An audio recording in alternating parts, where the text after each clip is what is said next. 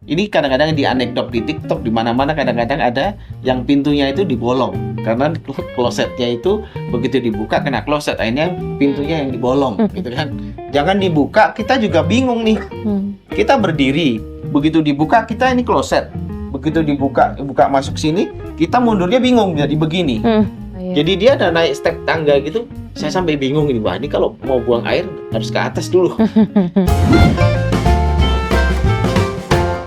Halo Sobat GB, kembali lagi dalam program GB Talks. Nah, kalau misalnya nih di episode-episode sebelumnya kita udah berbincang dengan desain interior, sekarang kita kayaknya informasi dan edukasi yang diberikan hari ini akan lebih informatif nih, akan lebih kompleks karena episode GB Talks hari ini kita kedatangan bintang tamu Ketua Himpunan Desain Interior Indonesia, Pak Rohadi. Hai Pak Rohadi. Mbak Fira. Terima kasih. Baik. Cantik selalu. Saja. Oke, Pak Rohadi, kita mungkin langsung bincang-bincang kali ya. Kalau misalnya kita berbicara seputar desain interior tuh kayaknya cakupannya luas ya Pak. Kayaknya sekarang kita udah bisa nih, cuman modal Google aja kita bisa mendesain kamar kita, ruangan kita tuh yang kita mau gini. Nah, menurut Pak Rohadi sendiri bagaimana sih perkembangan desain interior sekarang dan sepanjang tahun ini desain apa yang kira-kira menurut Pak Rohadi itu tuh hype atau booming? Oke, Mbak Fira. Jadi gini, saya tertarik ya dengan tadi statement bahwa perkembangan desain interior saat ini sangat hype dan sangat sudah meluas kepada masyarakat. Karena edukasi tentang desain interior ini memang tidak mudah. Oke. Ya, karena dari awal kita itu dikenalnya adalah dekorator interior. Jadi seorang dekorator, bukan desainer interior. Oke. Nah, ini yang perlu digarisbawahi bahwa ada satu perbedaan dekorator interior dengan desainer interior. Dulu orang mengenalnya adalah dekorator interior. Kita hanya memadupadankan, kita hanya mengaplikasikan, kita membeli barang, kita taruh di rumah dan sebagainya.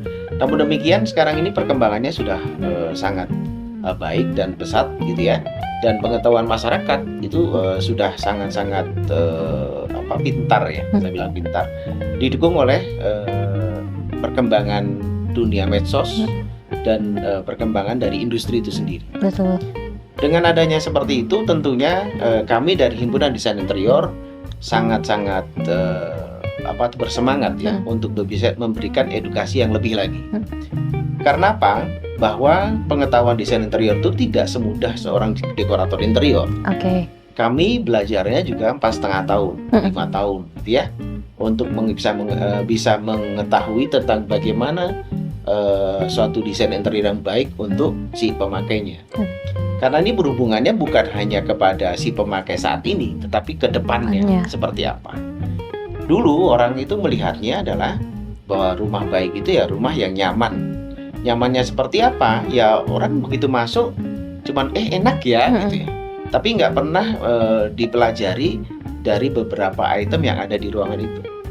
Nah sekarang ini dengan adanya dunia terbuka, dunia medsos, tentunya orang sudah mulai belajar. Oh ternyata desain interior itu bukan hanya harus nyaman, tetapi bagaimana juga harus memberi kedamaian di dalam si pemakainya dan keselamatan di dalam pemakainya. Di samping itu juga kita juga jadi belajar bahwa item-item di situ tuh bukan hanya karena dilihat fisiknya, tetapi juga harus dilihat detailnya. Ya, jadi itu yang menarik. Nah, dengan perkembangan teknologi sekarang ini, saya pun secara pribadi juga mengatakan bahwa nggak masalah. Ya, apalagi dengan AI sekarang ini gitu ya. Mungkin sekarang ini gampang. Kalau kita mau ngedesain sekali saja, terus kita mau bikin view dari beberapa sudut, itu gampang. Hanya hitungan detik dan sebagainya. Tetapi satu hal yang tidak dipunyai oleh komputer, tidak dipunyai oleh dunia elektronik adalah rasa. Betul. Rasa nggak bisa membohongi. Dia bisa tampilan bagus, tetapi apakah itu sesuai dengan apa yang diinginkan oleh si klien? Nggak usah jauh-jauh deh dengan desainnya sendiri. Ada satu bentuk ruangan begitu dimasuk AI, dia bisa keluar mau berapa ribu view juga bisa. Tetapi di sini harus kita lihat adalah mana yang masuk di dalam rasa kita. Betul. Nah, rasa ini yang tidak bisa dibohongi.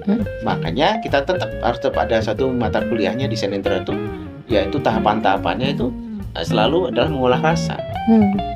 Itu yang saya katakan bahwa perkembangan dunia teknologi nggak apa-apa, tapi itu mendukung untuk keberhasilan suatu kinerja dari seorang desain interior. Jadi jangan takutlah dengan perkembangan dunia teknologi saat ini. Gitu. Oke Pak, kalau misalnya Pak Rohadi melihat tren apa sih yang mungkin akan menjadi viral di sepanjang tahun ini? Misalnya kayak gaya rumah yang seperti apa gitu, atau misalnya kamar mandi yang seperti apa. Kan sekarang banyaknya kayaknya kalau misalnya orang yang bangun kamar mandi itu warna-warni atau enggak udah ada temanya tersendiri. Nah, ada nggak sih pandangan Pak Rohadi dalam tahun ini itu kira-kira yang hype apa sih Pak? Kalau menurut saya yang hype itu kalau dulu kan selalu ada tema, ada tematiknya gitu ya. Iya, iya. Kalau sekarang ini saya lihat nggak tematik lagi tapi fungsi. Sekarang ini yang saya lihat adalah bagaimana orang itu simple di dalam pemakaiannya. Iya. Dulu ada namanya seandainya kitchen set gitu ya, atau dapur ya, dapur kotor, dapur bersih gitu ya. Sekarang ini orang yang makin simple aja, sesuatu yang simple aja. Gue dapur, gue biasanya belinya cuma ini, masaknya yang simple, tapi tidak mengganggu ruangan seperti apa, gitu ya. Jadi tidak lagi kita bicaranya memang ada kelasnya. Yeah. Kita bicara yang umum aja ya. Yang umum itu sekarang yang simple aja. Tapi kalau kita ngomongin yang berkelas, ngomongin yang punya duit, ngomongin yang punya tanah luas, ngomongin yang punya bangunan luas, berbeda. Yeah. Tapi yang general aja, yang umum sekarang yang simple. Gue datang ke rumah, gue copot sepatunya taruh di mana, gitu ya. Betul. Saya duduknya yang simple. Kalau saya capek, saya penat, langsung saya nonton TV di situ. Kalau saya mau minum, yang gampang. Lalu kalau saya ingin berbilas atau berbersih, berarti saya kemana? Dan terakhirnya saya istirahat. Oke. Dengan kata lain, kalau seandainya rumah 3 meter, 6 meter, ke belakangnya 15 meter cukup. Dan tidak perlu lagi disekat-sekat. Urutannya kayak tadi, begitu datang, copot sepatu, ada sofa, ya kan, ada TV, mungkin lagi mau nonton apa sebentar gitu kan. Lalu mau minum dan sebagainya, makan dan sebagainya. Ya, di situ sudah ada wastafel kecil dan sebagainya. Lalu ke belakangnya dia mau bersih baru tidur. Hal yang simpel. Lebih sederhana tapi tetap fungsional. Lebih sederhana dan fungsi dari untuk hidup itu ada. Oke. Berbeda ya, kita bicara yang anak-anak muda sekarang itu maunya seperti itu. Kadang-kadang aturan, etika itu tidak lagi diminati oleh anak-anak. Kenapa? Gaya hidupnya beda. Karena pengaruh dari medsos tadi. Sosial. Pengaruh besar sekali. Tapi ya nggak apa-apa. Inilah namanya hidup, inilah namanya perkembangan. Kalau nggak seperti itu, ya semua nggak akan bisa ngikutin. Makanya industri juga tinggal ngikutin saja. Desainer juga tinggal ngikutin saja. Oke. Pak Rohadi, tadi saya sempat meng-highlight perkataan Pak Rohadi. Sekarang itu yang diutamakan adalah fungsi dan kenyamanan gitu. Nah, seperti yang kita tahu bahwa saat kita membangun rumah itu dua hal itu yang perlu kita perhatikan di setiap sisi-sisi ruangannya, terutama untuk kamar mandi gitu ya Pak, yang memang kita pakai secara rutin gitu. Menurut Pak Rohadi sendiri, idealnya kita tuh harus membuat kamar mandi itu seperti apa Pak? Tidak perlu dilihat bagaimana situasi lingkungan kita sekarang ya Pak, tapi menurut pandangan Pak Rohadi, seorang desain interior tuh idealnya seperti apa? Sebenarnya yang jelas adalah tadi ya, namanya fungsi dari ruang itu untuk apa? Toilet gitu ya, atau kamar mandi. Fungsinya untuk apa? Ya. Lalu di situ itu adalah yang harus kita ngeliatin adalah kenyamanan ya. Nyamannya seperti apa? Nyaman dalam artian kita juga nggak takut juga ya. Ini kamar mandi untuk publik, untuk tamu, atau untuk privat untuk kita. Ya. Kalau untuk kita biasanya kita sudah ngerti ya. Siapa yang pakai? Kalau suami istri berarti, kalau nggak istrinya suaminya. Ya, sekali-sekali anaknya lah masuk situ. Iya. Jadi kenyamanan pasti kita sudah nyaman ya. Kotoran dan sebagainya, kotoran dalam artian ada debu, ada rambut, potongan rambut dan sebagainya itu kita masih nyaman saja, gitu ya. Tetapi ada hal yang harus kita berikan highlight di sini. Nyaman itu berarti juga harus mendukung keselamatan kita. Betul. Karena kalau hanya nyaman saja ruangan gitu ya, kita sudah memikirkan sirkulasi udara, lalu memikirkan namanya pencahayaan dan sebagainya. Ya standarnya pasti udara luar bisa masuk ke dalam dan sebagainya. Tapi banyak hal, banyak tempat yang kadang-kadang udara itu nggak bisa masuk ke dalam. Terakhirnya kita pasti harus menggunakan exhaust. Ya. Exhaust pun juga ada tipe-tipenya dan ada namanya dimensinya. Itu pun juga kita juga harus pelajari dari produk itu sendiri. Tetapi nyaman di sini adalah yang kita lihat bagaimana kita benar-benar bisa tune in di dalam. Kalau orang bisa ke kamar mandi itu lama, berarti orang itu nyaman. Tapi kalau sudah kamar mandi itu paling cuma sebentar, menjadi pertanyaan nih, ya, ada rasa yang nggak pas di situ. Betul, setuju saya. Ya kan? Ada yang pasti nggak pas. Kenapa gitu? Ya bisa saja pengaturan dari antara monoblok klosetnya dengan shower pasti akan jauh atau berbeda dan sebagainya. Posisi-posisi itu memang dari kenyamanan si pemakai, karena kebiasaan orang itu berbeda-beda. Yang paling gampang itu kalau kita yang namanya kloset gitu ya, kita ngomongin yang masih tradisional. Kita ada shower jet gitu ya, ada shower jetnya. Tapi kadang-kadang yang harus diperhatikan, kalau kita edukasi pasti butuh edukasi. Nyamannya adalah shower jet itu ada di tangan kanan atau tangan kiri. Enaknya kanan ya Pak. Kan gitu toh.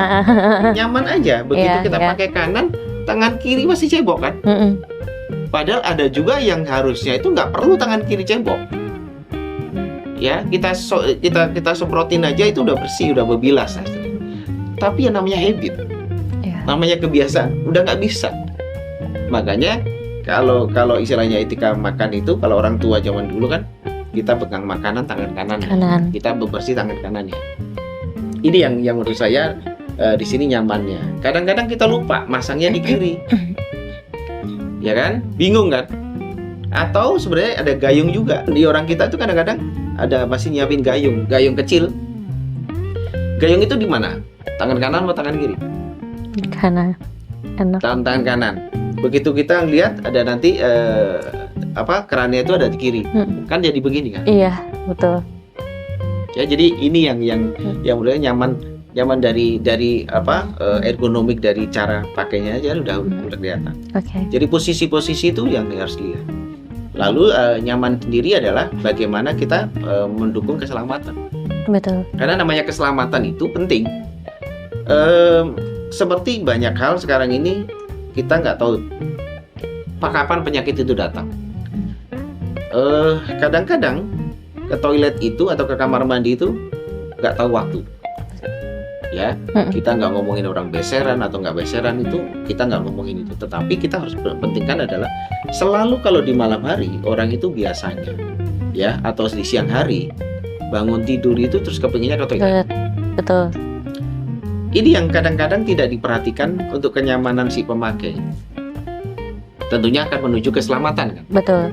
Begitu kita bangun, biasanya langsung dia ke kamar mandi. Dia belum siap dengan yang namanya apa istilahnya? Belum sadar. Berapa detik dia harus sadar? Ya paling tidak 1 detik itu dia mengembalikan energi dulu, ya, lalu fokusnya, baru dia akan melangkah ke kamar mandi.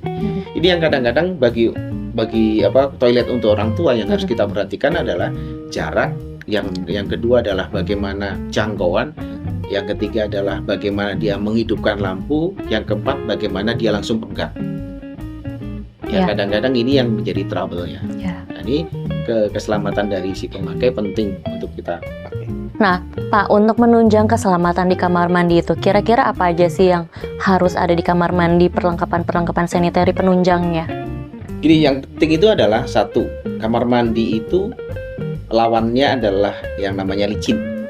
Setuju. Ya, pokoknya lawan katanya itu kamar mandi itu licin. Ya, licin dan tajam. Itu aja. 2 hal itu yang harus dipegang dulu. Licin dan tajam. Ya. Kamar mandi nggak boleh licin karena apa? Karena itu bahaya. Ya, belum ada sabun aja udah licin. saya tidak akan ngomongin merek apa, ya. Saya nggak akan ngomongin produk apa.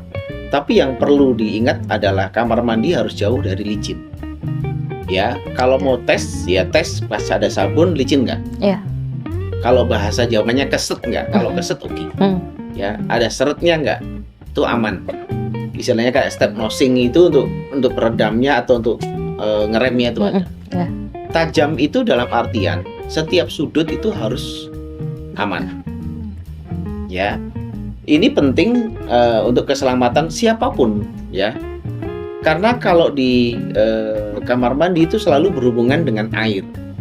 Air itu selalu bisa membangkitkan kadang-kadang efek kejut.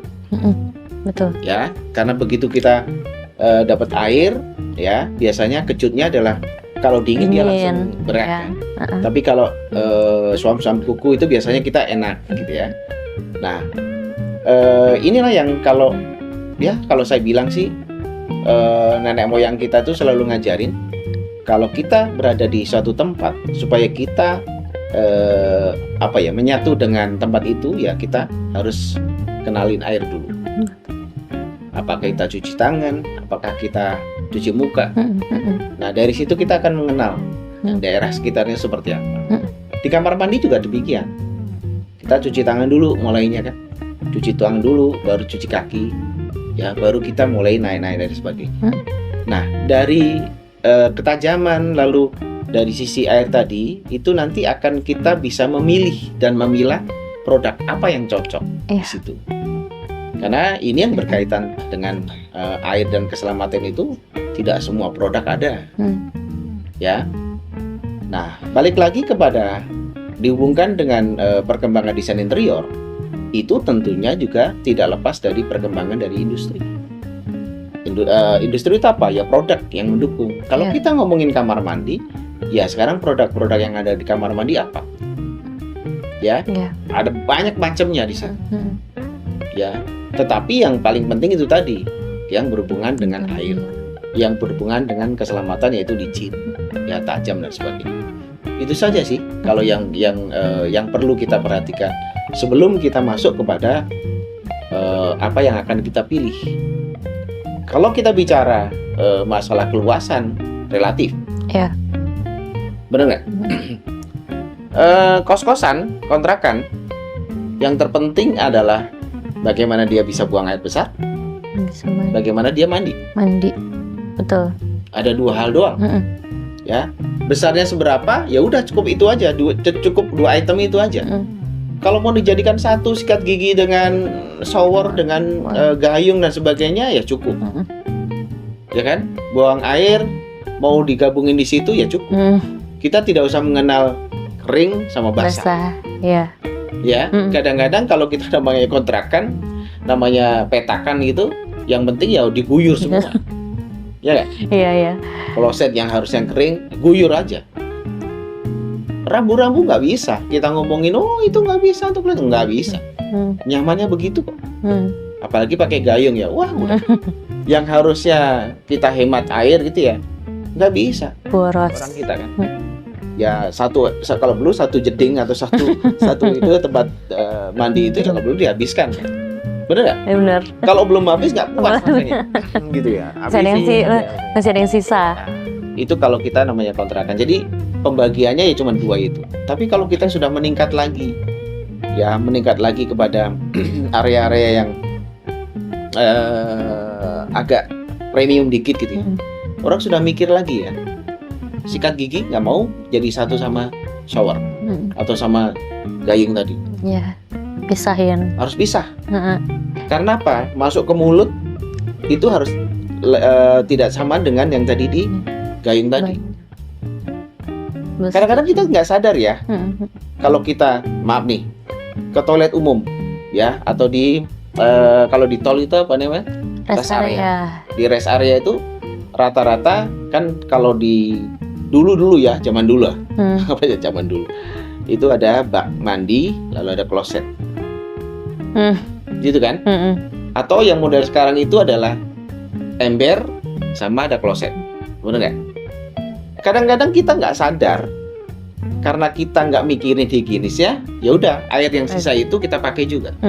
Kita nggak ngerti apakah itu kecampur dengan bakteri atau enggak, kecampur dengan kotoran apa enggak. Rata-rata itu tidak dipikirkan, benar nggak? Betul. Pengalaman saya kalau udah seperti itu ya saya buang. Kadang-kadang kayak membantu kita bersihin dulu, baru kita kasih air, baru kita pakai. Mau lama juga nggak apa-apa nungguin airnya, tapi yang penting kita tahu bahwa air yang ada di dalam itu benar-benar bersih. Benar nggak? Betul. Apalagi untuk nanti bilas kita cebokin. Oke. Balik lagi kepada tadi wastafel. Orang juga sama. Untuk mulut kita, kadang-kadang kita mikir kan kalau bak mandi, ini tadi ada apa di dalam bak mandi tadi? Kalau kita kamar mandi umum, ada tamu dan sebagainya, tamu kan nggak tahu apakah dia benar-benar sehat atau enggak. Ya nggak? Nah makanya ada tambahan yang namanya wastafel, karena air langsung kan, kalau wastafel tuh air langsung dari keran langsung kita pakai untuk mulut. Jadi udah beda kan, sudah ada 3 item nih, kloset, ada wastafel, baru ada tempat mandi. Oke. Dan mungkin kalau menurut saya pribadi ada satu tambahan yang penting adalah handrail sekali ya Pak di kamar mandi, terutama kalau misalnya untuk kamar mandi lansia gitu ya, itu sangat membantu sekali untuk pergerakan aktivitas di kamar mandi. Sebenarnya bukan untuk lansia loh, jangan salah. Kita kadang-kadang kalau umur-umur kita masih muda saja, begitu kita ini kloset ya, begitu kita lama gitu, kadang-kadang kan ada yang fisik yang mungkin ya terlalu lama ini nggak kuat, mulai kram, lalu kita mau berdiri aja susah. Kadang udah bingung kan, mau gimana nih berdirinya, gitu kan? Kadang-kadang kita gerakin dulu ke samping, atau ini baru kadang-kadang kita pegangan belakang. Nah bahayanya ini kan juga bukan untuk pegangan belakang. Biasanya kita harus ada handrail. Handrail itu sebenarnya bukan hanya untuk lansia. Kita kadang-kadang kalau lagi nggak sehat juga berdiri aja udah malas kan, udah susah gitu. Makanya harus pada pegangan naik, tarik kan, itu sih. Jadi handrail itu yang utama adalah untuk keselamatan tadi. Oke, Pak. Terus kalau misalnya sekarang untuk penggunaan urinoir gitu, kadang-kadang penggunaan urinoir itu kan kita lebih seringnya tuh lihat tuh di kamar mandi public area gitu ya, di mall atau misalnya kayak di rest area. Nah, bagaimana penggunaan urinoir di kamar mandi di rumah? Apakah sudah banyak yang menggunakan saat ini? Karena kan kita tahu itu sangat membantu ya, dibandingkan kalau misalnya laki-laki buang air kecilnya tuh di kloset, nanti malah terciprat sana sini, bakterinya semakin terciprat kemana-mana. Menurut Bapak bagaimana? Menurut saya kalau sudah kita mikirin urinoir untuk kita di rumah, itu kita harus memikirkan dulu, memikirkan bagaimana kita menyikapi kebiasaan kita. Kita jangan latah dengan wah di tetangga kita kemarin ada urinoir enak ya gitu. Tapi kita nggak pernah memikirkan sebenarnya space-nya cukup nggak. Gitu ya. Lalu sebenarnya kita sendiri harus sudah memikirkan kita tuh apik nggak sih? Kita itu istilahnya rajin nggak untuk ngebersihin? Ada urinoir itu belum tentu kita nyaman gitu ya. Nyamannya karena selama ini kalau kita di public area ada yang bersihin, nggak ada yang kata bau, nggak ada yang kata ini. Urinoir itu sebenarnya kalau kita juga nggak hati-hati, itu bisa lagi malah banyak bakteri di situ. Makanya kan kita harus benar-benar memikirkan dulu itu space-nya dulu. Lalu di situ berarti area kering. Jangan campurin dengan area basah. Ya, nanti kalau area basah campur mandi di situ sama aja. Nyiprat di situ, dari bakteri yang ada di situ lompat lagi ke kita, seru kan? Ya, jadi ini kan jadi apa ya? Jadi malah kita maunya sehat jadi nggak sehat. Kadang-kadang ngikutin tren tapi kita nggak ngelihat tren itu ada di mana posisinya. Kalau kamar mandi kita yang besar, luas dan ada kering dan basah, saya kira cocok. Apalagi kita memisahkan sebenarnya. Sebenarnya kita memisahkan fungsi ya untuk ibu-ibu dan untuk bapak-bapak. Ibu-ibu itu sebenarnya gini. Kalau kita mau menghargai perempuan, memang harus dipisahkan. Karena sehebat apapun laki-laki itu, kadang-kadang ada lupanya, gitu kan?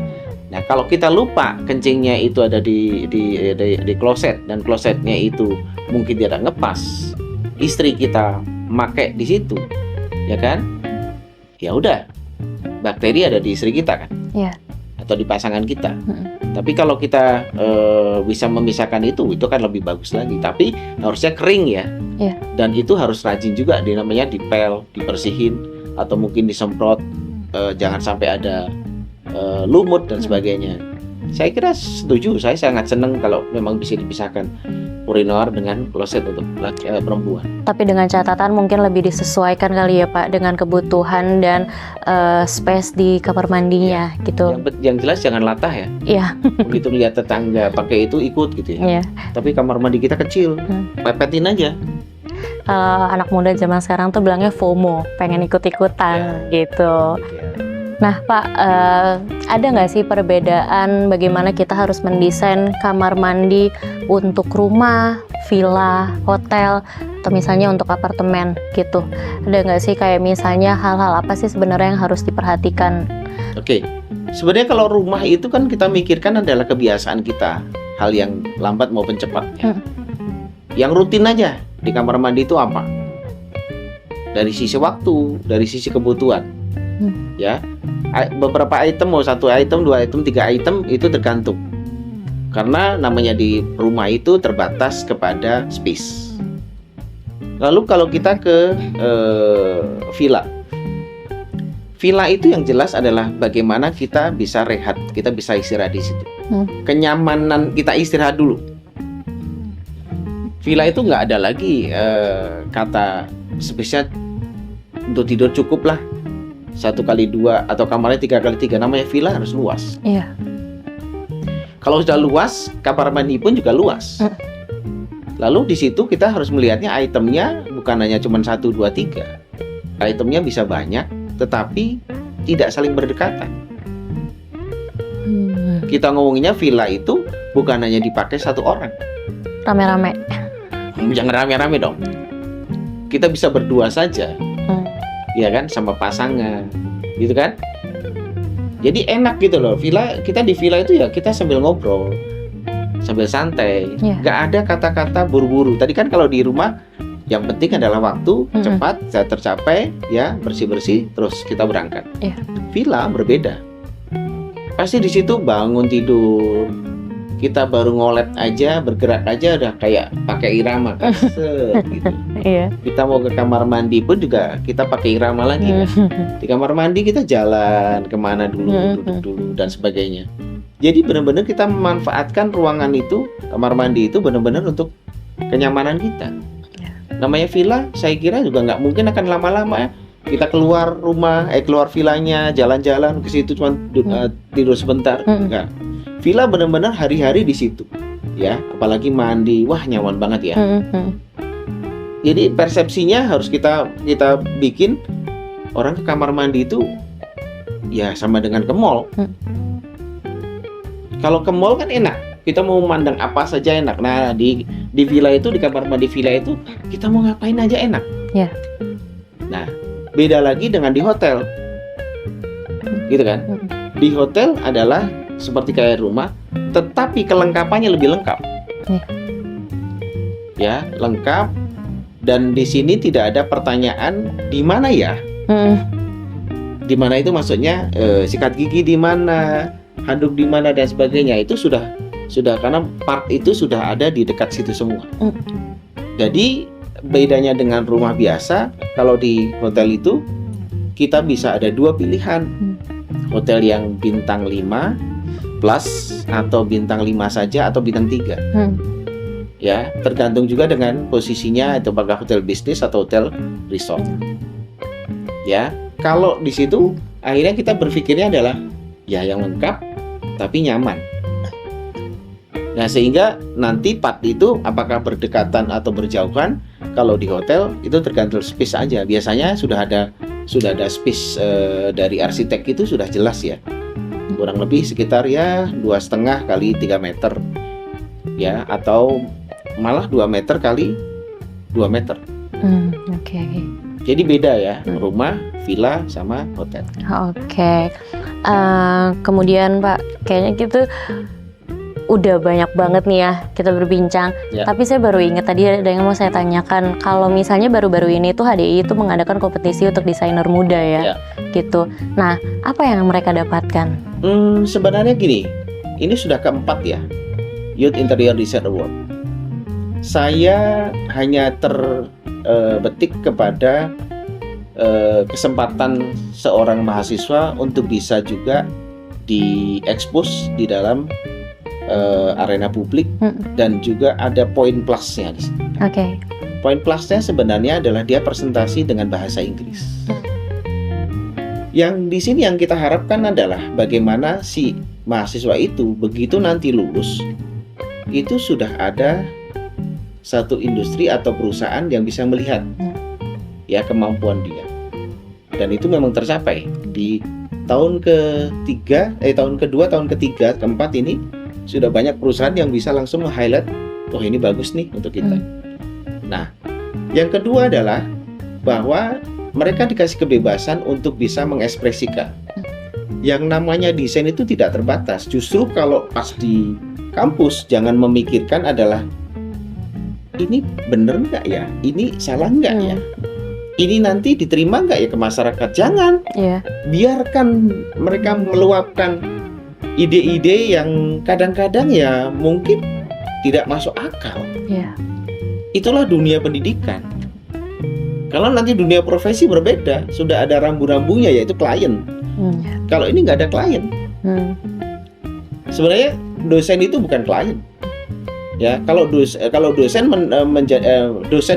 menjadikan dirinya klien, kalau menurut saya pribadi itu nggak tepat.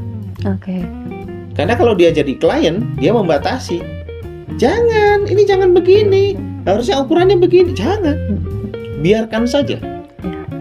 Memang di situ kan ada sudah bobotnya ya. Dari semester 1, 2, 3 sampai 5 sampai 6 itu mereka sudah ada bobotnya yang mempelajari dari tahapan-tahapan. Sama dengan dokter, kalau pusing itu obatnya rumputnya apa?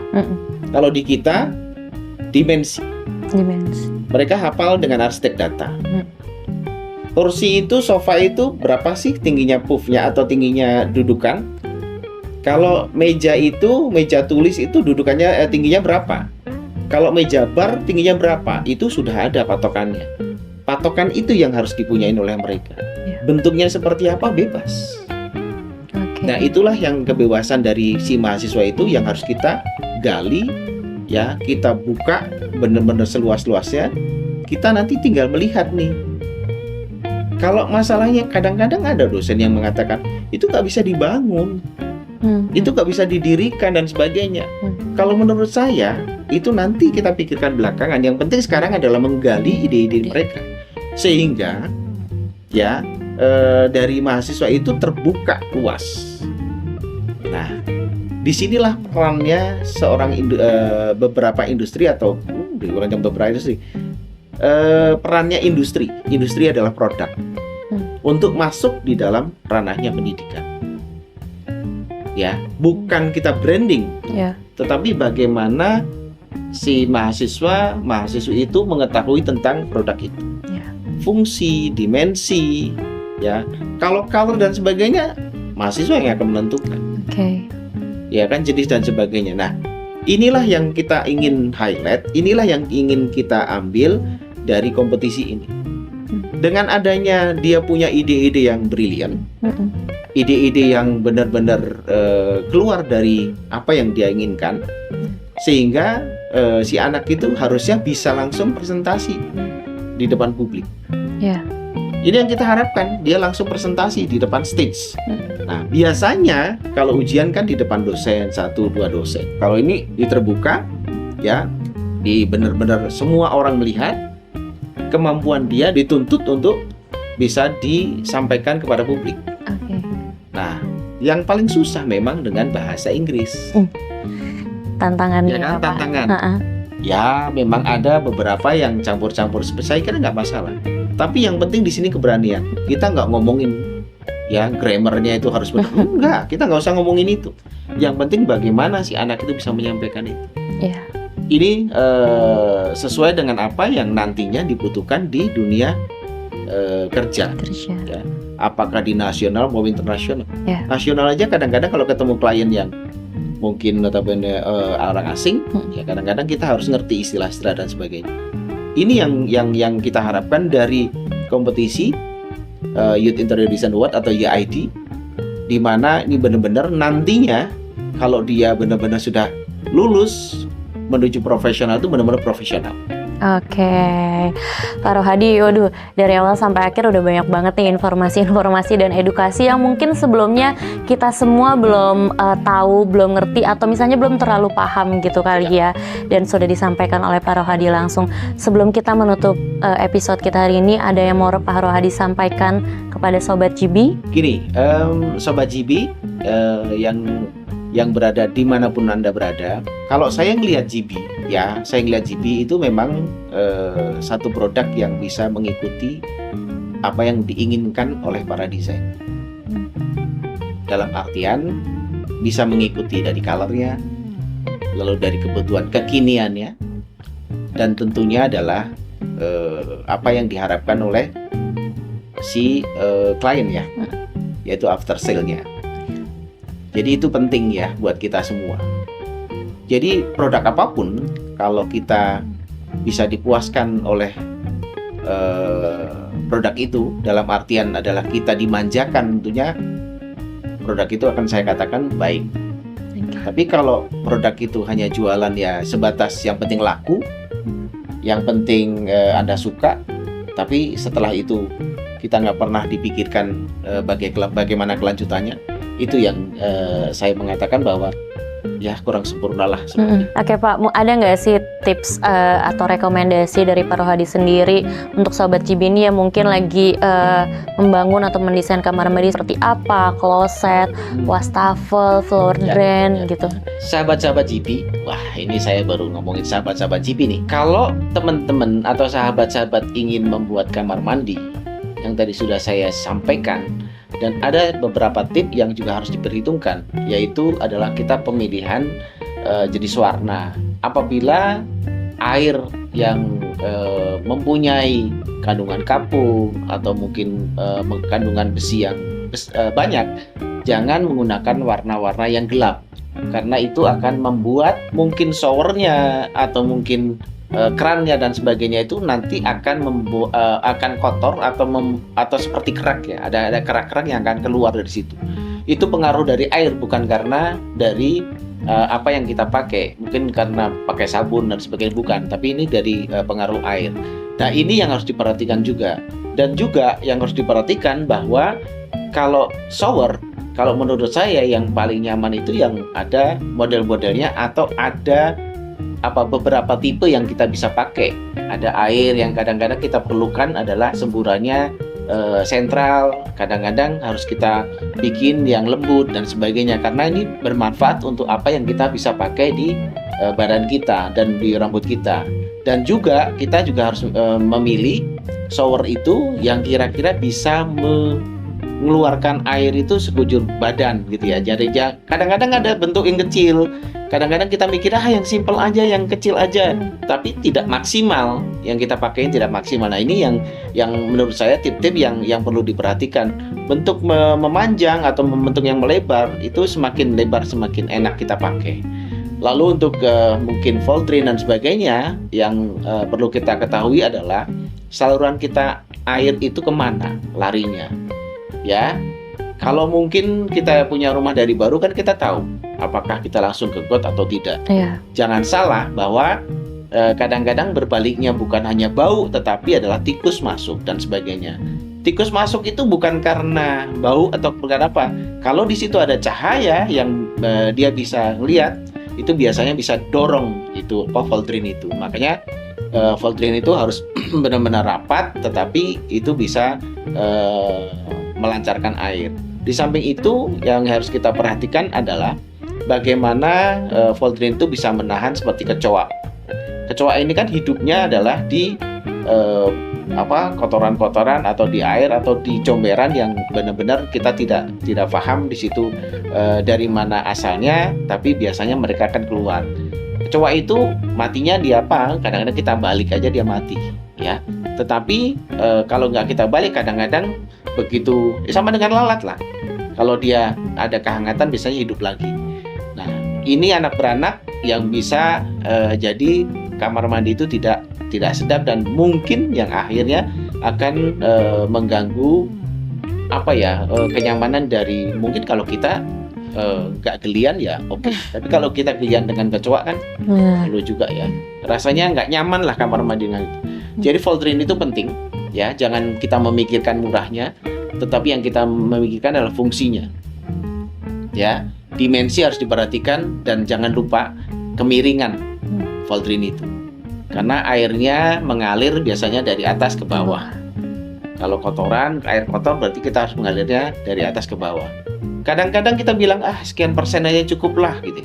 Jangan kita mengesampingkan itu, karena yang harus kita pikirkan adalah debit air yang kita pakai di saat mandi. Kita memakai shower, jatuh ke lantai, itu kita harus hitung debitnya berapa.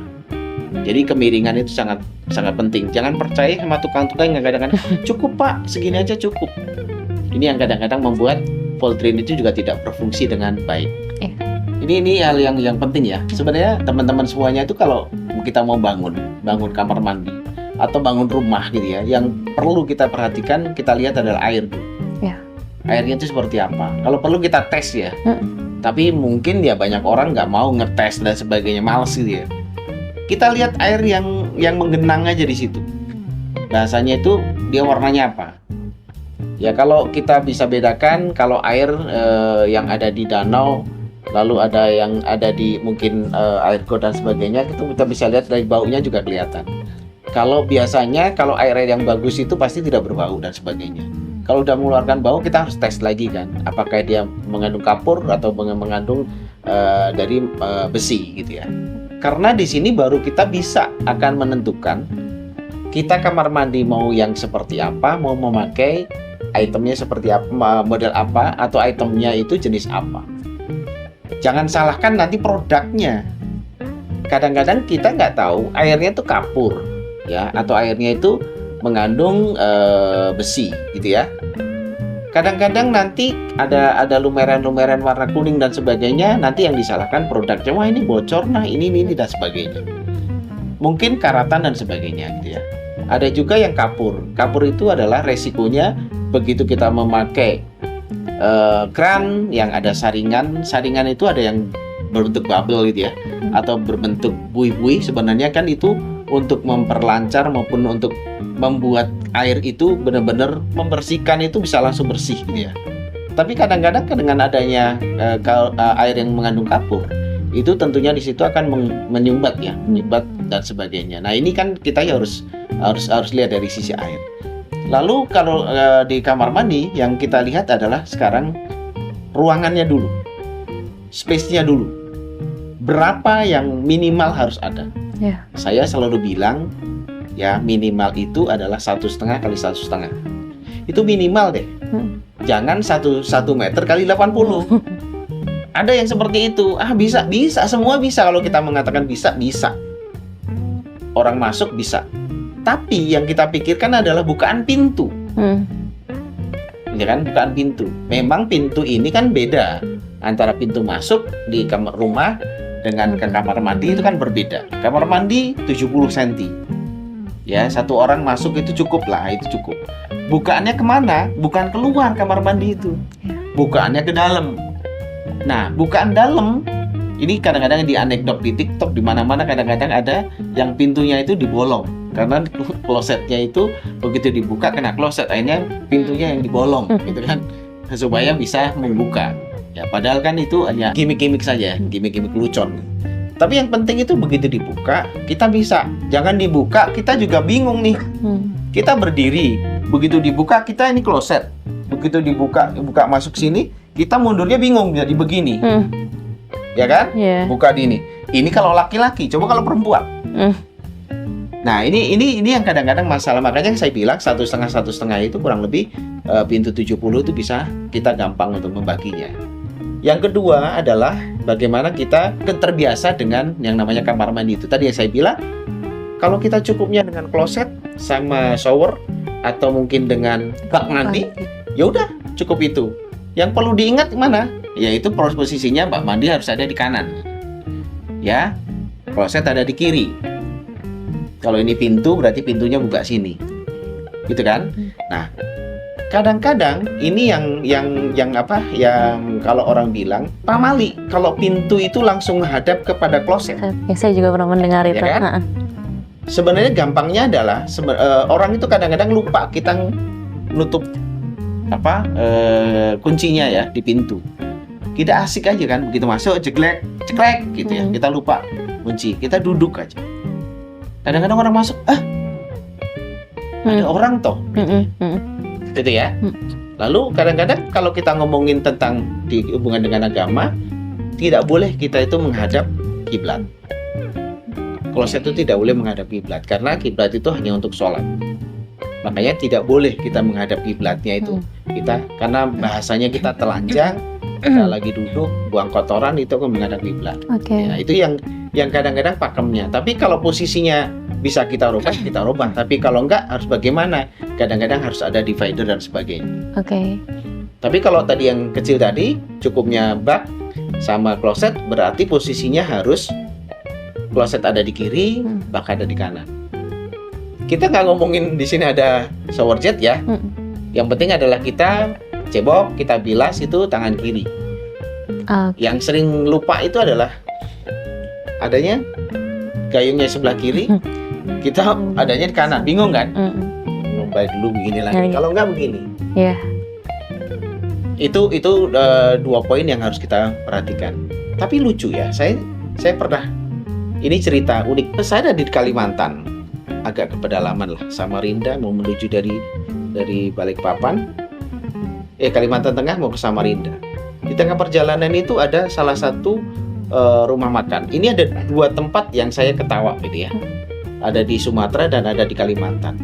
Itu justru kloset itu ada di atas. Saya bingung, kenapa ya kita harus naik tangga? Di situ ada tempat buang hajat kita. Saya bingung, di situ juga ada kotak kecil itu air. Kita pelajari, kenapa ya? Ternyata mereka itu tidak berpikir untuk buang kotorannya itu di bawah. Kalau orang Jawa jumbleng ya, jumblengnya ke bawah. Tapi dia di situ gitu, di situ dan mungkin itu diolah untuk menjadi kompos dan sebagainya. Jadi dia nggak ke bawah. Saya juga nanya-nanya, ternyata di bawah itu juga airnya itu berapa meter aja udah keluar. Jadi dia takutnya kalau ke bawah itu nanti ngotorin kan. Jadi dia ada naik step tangga gitu.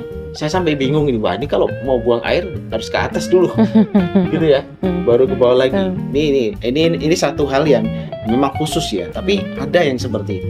Sama dengan di Sumatera juga demikian, gitu. Jadi saya lihat ternyata memang kontur tanahnya, ternyata dengan posisi mata airnya di situ mungkin terlalu cetek dan sebagainya. Ini bukan standar ya, tetapi ini yang harus kita perhatikan. Sebenarnya hal kayak gitu tuh bisa dilakukan, yaitu kita bisa posisinya ya agak naik, semuanya naik ya, jangan hanya cuma untuk buang airnya naik, yang itu turun. Itu tips saya, dan saya kira banyak tips lagi. Ikuti perbincangan selanjutnya. Oke, Pak Rohadi, terima kasih banyak untuk waktunya. Sama-sama. Untuk informasi dan edukasi yang diberikan kepada kita, dan Sobat GB juga terima kasih sudah menyaksikan tayangan ini dari awal sampai akhir. Semoga informasi yang kita berikan hari ini sangat berguna dan sangat bermanfaat.